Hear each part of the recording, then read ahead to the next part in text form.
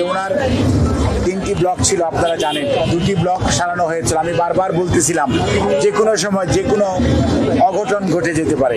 দেশনেত্রী বেগম খালেদা জিয়া গত শুক্রবার গভীর রাত্রে অত্যন্ত অসুস্থ হয়ে মেডিকেল বোর্ডের চিকিৎসকদের পরামর্শক্রমে এভার কেয়ার হসপিটালে ওনাকে স্থানান্তর করা হয় রাত্রে 3টার সময়।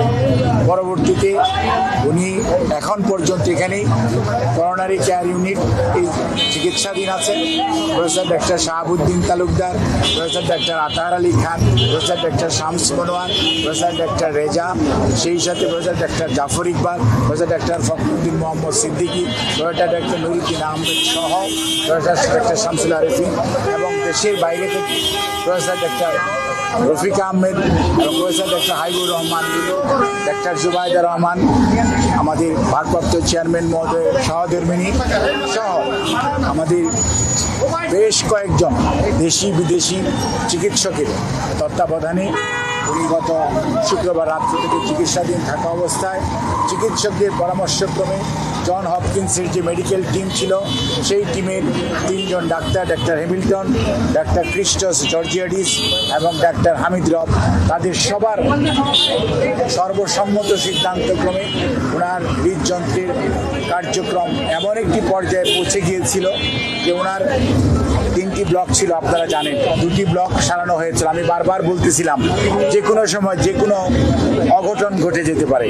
সেই অঘটনটি গত শুক্রবার রাত্রে ঘটতে যাচ্ছিল এবং সেই অবস্থায় ওনাকে চিকিৎসকরা, ওনার মেডিকেল বোর্ডের সদস্যরা দ্রুত হসপিটালে ট্রান্সফার এবং সেই অনুযায়ী তার যে চিকিৎসা সেটি শুরু করেন এবং তার সর্বশেষ অবস্থা অর্থাৎ আজকে প্রথম টেম্পোরারি পেসমেকার, পরবর্তীতে পার্মানেন্ট পেসমেকার লাগিয়ে আজকে এই মুহূর্তে উনি ক্রিটিক্যাল কেয়ার ইউনিটে চিকিৎসকদের সার্বিক তত্ত্বাবধানে নিবিড় পর্যবেক্ষণে রয়েছে। আগামী 24 ঘন্টা না গেলে কোনো অবস্থাতেই তার শারীরিক অবস্থা সম্পর্কে এই মুহূর্তেই কোনো ধরনের কমেন্ট করা খুবই বিব্রতকর হয়ে যেতে পারে।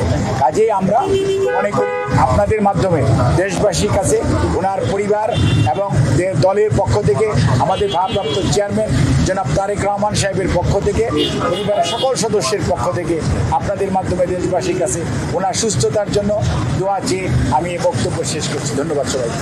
তবে এখানে একটি কথা আপনাদের মাধ্যমে জানাতে চাই এবং জানার আগ্রহ রয়েছে একজন চিকিৎসক হিসাবে, একজন মানুষ হিসাবে, সেটি হচ্ছে খালেদা জিয়া যেই দিন অসুস্থ হয়েছিলেন রাত্রিবেলায়, অর্থাৎ শুক্রবার দিবাগত রাত্র 2টা 8 সময় আমি পার্শ্ববর্তী হাসপাতালে টেলিফোন করেছিলাম একটি অ্যাম্বুলেন্স দিয়ে আমাদেরকে একটু সাহায্য করার জন্য, ওনাকে ট্রান্সফার করার জন্য।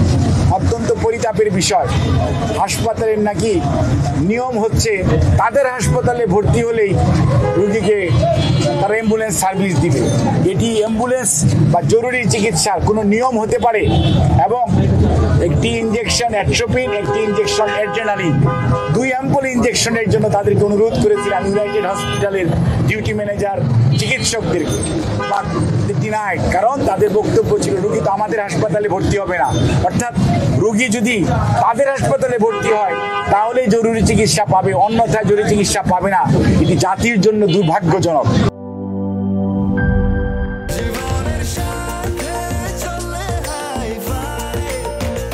স্বাস্থ্যকর অল টাইম ফ্যামিলি কেক, সব সময় অল টাইম হেলদি লাইফ।